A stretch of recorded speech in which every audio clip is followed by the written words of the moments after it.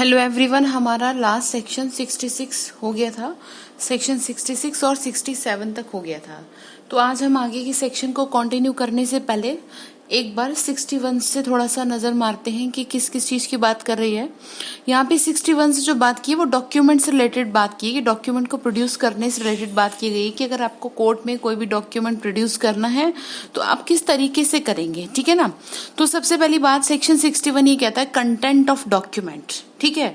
यानी कि आप जो भी बात करना चाह रहे हैं कोर्ट में प्रोड्यूस डॉक्यूमेंट के फॉर्म में, तो वो कौन से तरीके से होगी। तो उसके बाद 62 में कह दिया जी वो प्राइमरी एविडेंस के थ्रू होगी, ठीक है। तो मैंने आपको प्राइमरी एविडेंस बता दिया। फिर कह रहे हैं कि या तो प्राइमरी एविडेंस हो या सेकेंडरी एविडेंस हो, तो वो सेकेंडरी एविडेंस के थ्रू होगी। फर्स्ट जो है primary evidence is best evidence. 63 में सेकेंडरी एविडेंस हो गया। 64 में हमने पढ़ा डॉक्यूमेंट को कैसे प्रूफ करेंगे, ठीक है। यानी कि ओनली प्राइमरी एविडेंस से प्रूफ करेंगे, सेकेंडरी एविडेंस तो मजबूरी में ही दिया जाए। 65 ये कह रहे हैं वो कौन से केस होंगे जिसमें आप क्या करेंगे, सेकेंडरी एविडेंस को कोर्ट में देंगे। 65 ये कह रहा है कि वो स्पेशल प्रोविजन है इलेक्ट्रॉनिक रिकॉर्ड से रिलेटेड जो आपको कोर्ट में क्या है देने हैं, इलेक्ट्रॉनिक रिकॉर्ड से रिलेटेड।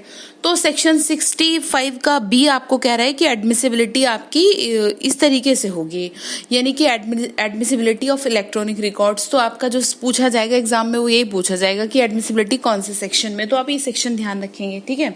अब जो आपका सेक्शन 66 कह रहा है वो ये कह रहा है कि देखो ऐसा है, अगर आपको कोर्ट में सेकेंडरी एविडेंस प्रोड्यूस करना है तो उसके लिए क्या है, सूचना देने की बात की गई है कि सेकेंडरी एविडेंस पेश करने की सूचना के लिए नियम है, इसका मतलब क्या है कि जिसके पास ओरिजिनल डॉक्यूमेंट है और वो उसे पेश करने की नोटिस की बात की गई है कि जी आपके पास ओरिजिनल डॉक्यूमेंट है, आप उसे कोर्ट में प्रोड्यूस कर दें, ठीक है, आप उसे कोर्ट में दे दें। तो फिर क्या है कि आप उसे कोर्ट में प्रोड्यूस करेंगे तो फिर हम आगे की उसको करेंगे, और अगर वो नहीं करता तो फिर वो कंडीशन बता रखी है कि कोर्ट जरूरी नहीं है कि वो आपको हर चीज के लिए नोटिस भेजे, आप खुद अंडरस्टूड है इस चीज के लिए कि आपको कोर्ट में वो प्रोड्यूस करना है, और अगर वो नहीं कर रहा तो सेकेंडरी एविडेंस एडमिसिबल होगा, ठीक है। सेक्शन 67 में मैंने आपको क्या कहा, अब बात ये हो रही है जी डॉक्यूमेंट तो प्रोड्यूस हो गया। अब ये जो लिखा है ये किस आदमी ने लिखा है, वो तो किसी के ऊपर मतलब एलिज किया जा रहा है कि हाँ भाई इसी ने लिखा है। तो कह रहा है कि जी हैंड राइटिंग या साइन जो भी कहा गया है उसको साबित तो करो आप जो कह रहे हो, ठीक है। तो सेक्शन 67 हो गया। तो अब सेक्शन 67 का ए देख लेते हैं हम।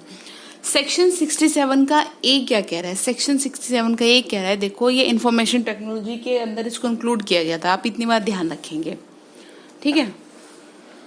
हम इसमें बात की गई है कि देखो कोई भी जैसे सिक्योर इलेक्ट्रॉनिक केस, जैसे कि सिक्योर इलेक्ट्रॉनिक केसेस से जो भी रिलेटेड मतलब केसेस होते हैं उनको छोड़ के अगर ये माना जाता है कि कोई भी अगर ये माना जाए कि किसी सब्सक्राइबर का या कोई इलेक्ट्रॉनिक सिग्नेचर ये एफिक्स किया गया है या इलेक्ट्रॉनिक रिकॉर्ड में है, तो यहाँ पर ये साबित किया जाना बहुत जरूरी है कि जिस सब्सक्राइबर के इलेक्ट्रॉनिक साइन की बात कही जा रही है क्या वो उसी का इलेक्ट्रॉनिक साइन है या नहीं है, तो ये प्रूफ किया जाएगा। आप समझ रहे हैं ना। तो जैसे कि हमने पढ़ा था कि कैसे हैंड राइटिंग को प्रूफ करेंगे और कैसे आप बाकी की चीजों को भी बताया था उसमें कि एक्सपर्ट के ओपिनियन की जब बात की गई थी, और भी बहुत सारे मेथड बताए थे। तो यहाँ पे मैं आपको एक एग्जांपल दे देती हूँ कि कई बार मुंह से कहने से ही प्रूफ नहीं हो जाता, कई बार एक्सपर्ट्स की भी बात थोड़ा ऊपर नीचे हो जाती है। तो अब बात यहाँ पे एक चीज ध्यान रखिएगा, जैसे अगर हैंड राइटिंग की हम बात करें तो हैंड राइटिंग में क्या है, कोर्ट भी क्या कर सकता है, आपको अपने सामने, कई केसेस में ऐसा हुआ भी है, आपको अपने सामने लिखवा भी सकता है कि जी बताओ क्या ये चीज लिख के बताओ कि ये हैंड राइटिंग मैच करने के लिए। इसी तरह से यहाँ पे जो बात की गई है वो एक सब्सक्राइबर के बारे में की गई है। तो चलिए सेक्शन 67 का ए हम देख लेते हैं क्या कह रहा है। सेक्शन 67 का ए कह रहा है कि proof as to the electronic signature, यानी कि इलेक्ट्रॉनिक हस्ताक्षर के बारे में सबूत किस तरीके से आप साबित करेंगे। Accept in the cases of secure electronic signature, secure electronic signature को छोड़ के, ठीक है। If the electronic signature of any subscriber is alleged to have been affixed to an electronic record, क्या किए गए हैं, उसके सिग्नेचर को एफिक्स किया गया है, कोई भी सब्सक्राइबर है, record the fact that such electronic signature is the electronic signature of the subscriber must be proved. It means देखिए सुरक्षित या इलेक्ट्रॉनिक हस्ताक्षर के मामले को छोड़ करके, ठीक है, अगर किसी के साइन, ठीक है ना, यदि किसी हस्ताक्षर या इलेक्ट्रॉनिक हस्ताक्षर कहें या इलेक्ट्रॉनिक रिकॉर्ड पर ऐसा माना गया है कि ये किए गए हैं, तो इस बात को साबित किया जाना चाहिए। ठीक है ना, इस बात को साबित किया जाना चाहिए कि जो भी आप इलेक्ट्रॉनिक सिग्नेचर या कोई सब्सक्राइबर की बात कर रहे हैं वो उसी की फॉर्म में है, ये वो उसी की उसमें है कि हाँ उसी ने किए। तो यहाँ पे साबित करने की बात की गई है। तो अब यहाँ पे ये नहीं बता रखा जी साबित कैसे होंगे, वो तो मैंने आपको एक एग्जाम्पल के तौर पे बता दिया। वो एक्सपर्ट के ओपिनियन से, और बहुत सारे इसके केसेस भी हैं और बहुत सारे इसमें 2-3 पॉइंट भी, जैसे मैंने आपको अभी एग्जांपल दिया। लेकिन ये आपके एग्जाम में कुछ नहीं पूछता ऐसा। प्री में सेक्शन बेस्ड क्वेश्चन पूछता है, तो सिर्फ आपको इसका सेक्शन, जैसे कि मैं आपको बताऊं, आपको इसमें सेक्शन 71 तक क्या है डिटेल में समझना होगा, सिर्फ कह क्या रहा है, लेकिन ये प्री के पॉइंट ऑफ व्यू से है। ठीक है, अब हम सेक्शन 68 को देख लेते हैं। जो सेक्शन 68 है वो किस चीज की बात कर रहा है? सेक्शन 68 आपने एक वर्ड सुना होगा, अटेस्टेड विटनेस। अटेस्टेड विटनेस, ठीक है, अनुप्रमाणित साक्षी। अब ये अनुप्रमाणित साक्षी होता क्या और इसकी जरूरत क्या होती है? तो उससे पहले आपको ये समझना है कि what do you mean by attested, या फिर अटेस्टेड का मतलब क्या होता है। आप समझते हैं क्या अटेस्टेशन से? अब आप समझ लीजिए मोटी मोटी बात, आपका सेक्शन 68 से 72 तक यही बात कर रहा है, अटेस्टेड विटनेस की बात कर रहा है, अटेस्टेड डॉक्यूमेंट को कैसे प्रूव किया जाए यही बात कर रहा है। आपको उस चीज को समझ लेना चाहिए बस। देखिए, अटेस्टेड डॉक्यूमेंट आपने सुना होगा, आपको जैसे कहते हैं ना कि मुझे ये डॉक्यूमेंट अटेस्ट कराना है, मुझे ये डॉक्यूमेंट अटेस्ट कराना है। तो आज मैं आपको सबसे पहले ये बता देती हूँ कि किस में सबसे ज्यादा जरूरी होता है अटेस्टेशन। 3 बातों को आप ध्यान रखेंगे। पहली बात क्या है, गिफ्ट, अगर आपकी गिफ्ट डीड है, ठीक है, या आपकी विल है, या आपकी मोर्गेज, इन तीनों में अटेस्टेशन मस्ट है। आप इस चीज को ध्यान रखें, जब आप ये टीपीए पढ़ेंगे तब आपको ये चीज ध्यान रहेगी। और इनमें क्या है, कम से कम 2 विटनेस के साइन बहुत जरूरी होते हैं। तो ये जो 2 विटनेस हैं, इनके वैसे तो देखिए मैं आपको बता देती हूँ। जैसे कि अगर कभी विल कराते हैं, जैसे कि शायद आप में से किसी ने कराई भी हो, तो क्या होता है, जब विल कराई जाती है तो जो विटनेस होते हैं तो उनको भी क्या है, रजिस्ट्रार के ऑफिस में ले जाया जाता है और उनकी फोटो भी खिंचती है और सामने उनसे रजिस्ट्रार ऑफिस में पूछा भी जाता है। उनके साइन भी होते हैं बकायदा, उनके एड्रेस भी लिखे जाते हैं, उनकी फोटो भी लगती है। तो आप मेरी बात समझ रहे हैं? तो वो क्या हो गया, वो एक तरह से उनके सामने पूरी तरह से ये प्रमाणित हो रहा है कि जी हाँ, ये जो डॉक्यूमेंट है ये मेरे सामने ही हुआ है, मैंने ही देखा है इस चीज को। आप समझ रहे हैं ना? तो पहली बात मैंने आपको बता दी, 3 चीजों में क्या है, अटेस्टेशन की जरूरत होती है। ठीक है, उसके बाद 2 विटनेस मस्ट है, जितना मर्जी आप ज्यादा कर लें तो 2 तो मस्ट है ही है। अब इसमें आपको इस लाइन को समझना है, अटेस्टेशन का मतलब जो क्या है। इसका मतलब ये है कि जैसे मैं कहूं कि मैंने इस डॉक्यूमेंट को साइन होते देखा और ये मेरे ही आके एग्जीक्यूट हुआ है, तो ये जो वर्ड है ये क्या है, ये है अटेस्टेड। ठीक है, एग्जीक्यूशन हुआ है उसका। एग्जीक्यूशन क्या होता है, निष्पादन। एग्जीक्यूट क्या है, निष्पादित। ठीक है, यानी कि मतलब वही है। देखिए, एग्जीक्यूट होना और एग्जीक्यूट करवाना दोनों बातें अलग अलग हैं। कि जैसे आपको डिग्री तो मिल गई किसी चीज की, जो भी आपका केस चल रहा था, लेकिन वो एग्जीक्यूट नहीं हो पाया, तो वो एग्जीक्यूट क्या है, यानी कि उसको कराओ तो सही, उसको काम में तो लाओ उस चीज को। तो आप समझ रहे हैं कि वो चीज एग्जीक्यूट हो गई, कि जो भी कोई डॉक्यूमेंट है वो इस चीज का वो दे रहा है, इसकी गवाही दे रहा है, जी हाँ जी मेरे सामने हुआ है और ये सही है, इसमें कुछ गलत नहीं है। यानी कि जो विटनेस है ना, वो इस बात का एविडेंस देता है। लेकिन आपको यहाँ ध्यान ये रखना है कि देखो, अब यहाँ पर मैंने ये कहा जी हाँ ये जो डॉक्यूमेंट है ये ठीक है, अब उसमें क्या लिखा है मेरा इस बात से कोई मतलब नहीं है, कंटेंट से कोई मतलब नहीं है, मेरा मतलब सिर्फ उस डीड से है। ठीक है, जो कि मेरे सामने एग्जीक्यूट हुई है। एग्जीक्यूट इट मीन्स साइन हुई है, मैंने उस डॉक्यूमेंट को साइन होते देखा है। आप समझ रहे हैं? तो क्या है, जिसके द्वारा ये कहा जा रहा है कि उसने उसको एग्जीक्यूट किया है, उसी के थ्रू एग्जीक्यूट किया है या उसके आदेश अनुसार एग्जीक्यूट किया है। ठीक है, तो यहाँ पर वो क्या हो जाएगा, अटेस्टेड माना जाएगा। ठीक है, देखिए आप ये 2-3 चीजें ध्यान रखिएगा। कंटेंट का एविडेंस नहीं दे रहा कौन, अटेस्टेड विटनेस। अटेस्टेड विटनेस कौन होगा, वही होगा जो कि मैंने अभी आपको विल के थ्रू एग्जांपल दे दिया। कि जैसे कि आपने ये कहा जी भाई, जैसे कि आप एडवोकेट होंगे ही तभी सुन रहे होंगे, तो आपने कहा जी मेरे को क्या है विल, किसी ने आपसे कहा कि मेरी विल करा दो। तो विल कराने से पहले सबसे पहले आप अपने क्लाइंट से क्या कहेंगे कि 2 विटनेस तो होने चाहिए कम से कम आपके लिए। तो वो जो दो विटनेस होंगे ना, तो जो विल होगी उसका जो पूरा जो भी डॉक्यूमेंट का जो भी बनेंगे ना सेट, उसमें क्या है उन दोनों विटनेसेस के भी साइन होंगे, और जो मैंने रजिस्ट्रार ऑफिस का आपको प्रोसीजर बता दिया वो भी होगा उसमें। तो आप समझ गए। तो वो जो लोग होंगे ना वो कौन होंगे, अटेस्टेड विटनेस होंगे। तो ये जो सेक्शन आपको कह रहा है ना वो ये यही बात कह रहा है। सेक्शन में साफ लिखा हुआ है proof of execution, proof of execution of document required by law to be attested।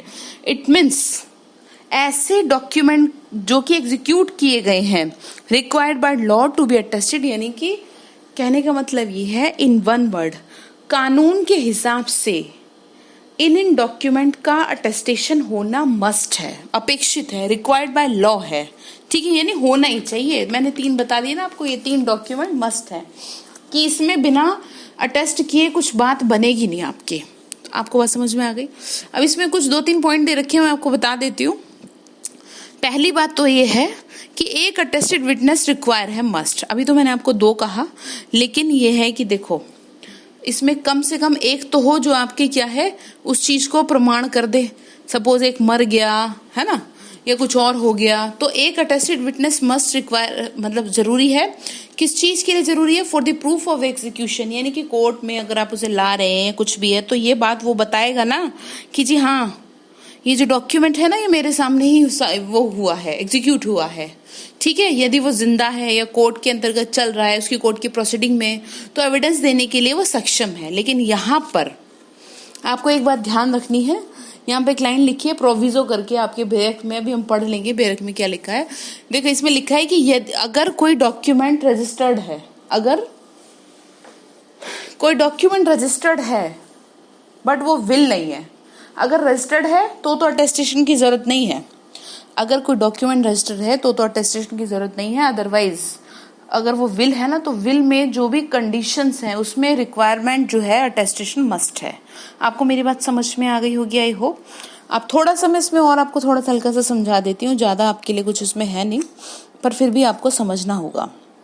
देखिए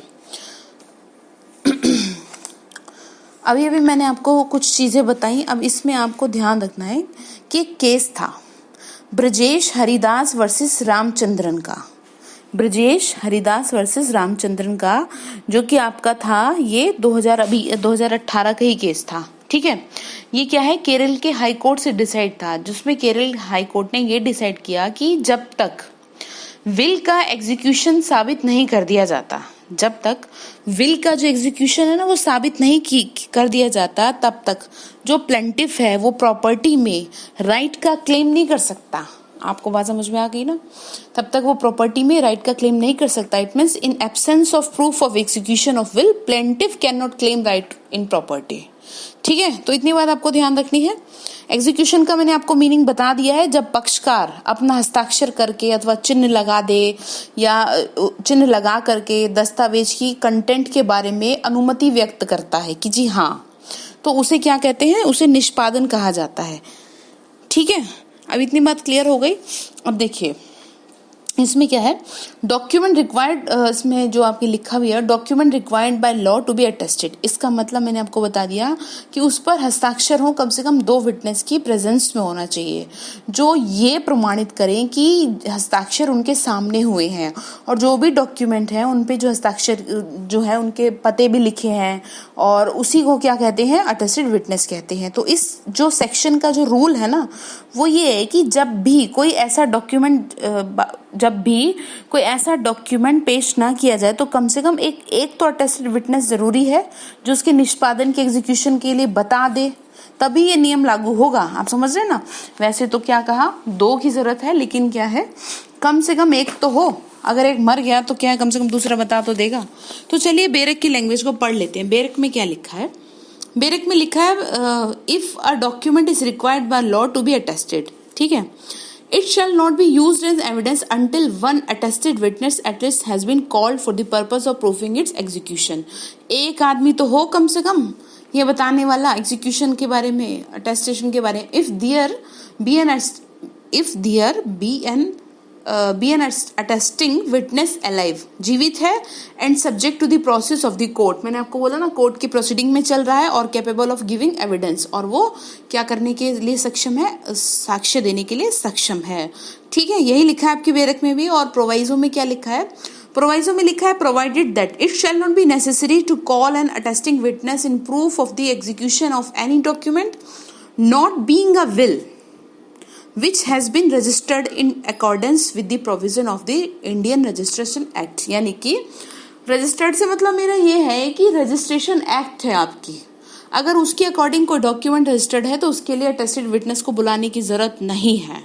ये प्रोविजो आपको यही कह रहा है, बट एक की जरूरत है ये भी बता रहा है। अब इसका प्रोविजो ध्यान रखिएगा, ठीक है, उसकी जरूरत नहीं है उसको बुलाने की, unless its execution by the person by whom is purports to have been executed is specifically denied. यानी कि देखिए बुलाना आवश्यक नहीं है जब तक कि उसके निष्पादन का या एग्जीक्यूशन का उस व्यक्ति द्वारा जिसके द्वारा निष्पादन होना जरूरी है स्पेसिफाई ना कर दिया जाए। यानी कि देखो जहां पे मैंने बोला अटेस्टेशन की जरूरत नहीं है वहां किसी और तरीके से कुछ आप प्रूव कर दीजिए, लेकिन अटेस्टेड विटनेस को बुलाने की जरूरत नहीं है, आपको इस चीज का ध्यान रखना है। अब मैंने आपको एक बात बताई थी कि मेथड बताया था अभी कि किस तरीके से आप क्या करेंगे, साबित करेंगे, है ना। तो जैसे कि मैंने आपको बोला था कि उसको बुला के भी कर सकते हैं, कोर्ट के सामने भी कोर्ट अपने सामने भी लिखवा सकता है, पहचान भी करवाई जा सकती है जैसे कि सेक्शन 45 में दिया है ना, या आप आगे पढ़ेंगे 73 में पढ़ेंगे, 59 में पढ़ेंगे, तो ये सारी चीजें एग्जीक्यूशन से रिलेटेड है। आई होप ये सेक्शन आपको क्लियर होगा। 68 मैंने आपको बताया, सेक्शन 67A और सेक्शन 68, ठीक है। इसका आप नंबर भी ध्यान रखना, आपको बहुत हेल्पफुल होगा, इट मीन सेक्शन नंबर। बाद में जब पूरा एविडेंस कंप्लीट हो जाएगा तो मैं एक ट्रिक जो मेरे को बहुत यूजफुल हुई वो मैं आपको दे दूंगी, अगर आपको अच्छा लगे तो उस ट्रिक को आप फॉलो करेंगे, और लास्ट में इसके इंपॉर्टेंट केस वगैरह भी मैं आपको सब प्रोवाइड कर दूंगी एग्जाम के पॉइंट ऑफ व्यू से। Okay, thank you so much.